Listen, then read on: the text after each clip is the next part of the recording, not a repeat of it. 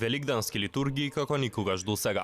Ова е снимка од вчерашната богослужба во Бегорскиот манастир без присуство на верници. Братството на манастирот и сестринството од манастирот во Рајчица синоќа отслужија богослужби за Велики петок и Велика сабота.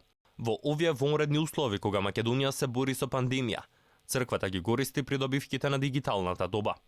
Вчерашната богослужба онлайн ја следеле над 250.000 луѓе ширум светот.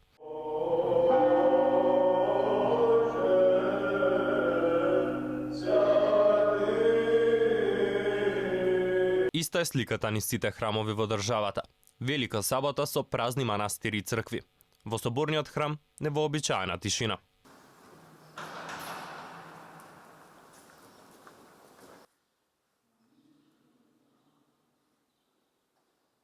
Присутни беа само свештените лица.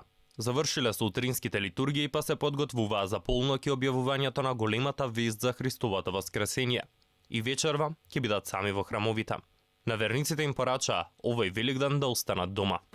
Велика сабота е ден пред најголемиот настан во историјата на човештвото и на светот и секако она што значи спасение на светот и човекот, а тоа е воскресението Христово. На овој ден Христос телесно почива во гробот и како што не поучуваат и црковните песни ни со онаа химнографија која што е за денешниот ден, се вели да молчи секоја твар, односно сите да се сообразиме и да влеземе преку нашето учество во гробот Христов, односно сам молитвено да бидеме активни во исчекувањето на Христовото воскресение и секако да земеме активно учество во таа радост не само за христијаните, туку и за сиот свет.